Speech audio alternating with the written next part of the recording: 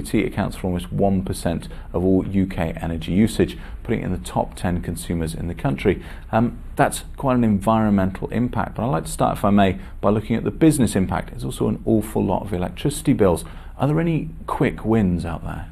Our quick wins are all about how we reduce and become more efficient in the amount of energy we use on those 6,000 network node sites, so that we can reduce our air conditioning loads, reduce the actual power in the equipment itself, rationalize the amount of equipment so that we're optimizing the number of lines per rack of equipment, and work with our customers. I think what needs to be recognized too is that all our electricity use is going into providing telecommunications services, which ultimately help consumers lower their carbon footprint.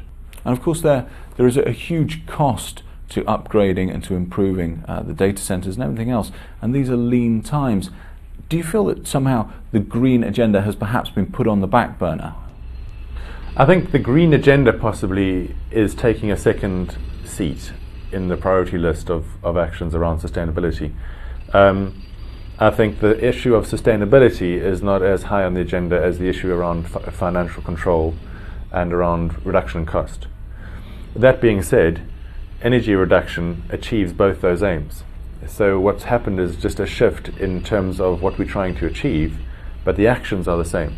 And from 2010, thousands of UK companies are going to have to calculate, publish and reduce their emissions as part of a domestic carbon trading scheme. Do you feel that good communication of BT's policies and perhaps a healthy performance in that scheme will actually be of competitive advantage?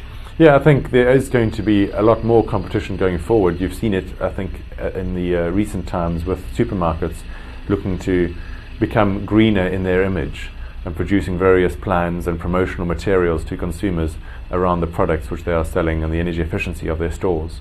And the same will be true for businesses selling any product. And there will be competition on the carbon content of that product and how it's sold and labelled and produced. I think energy efficiency is something which has largely been ignored for various reasons. In fact, it should be your number one priority as a business.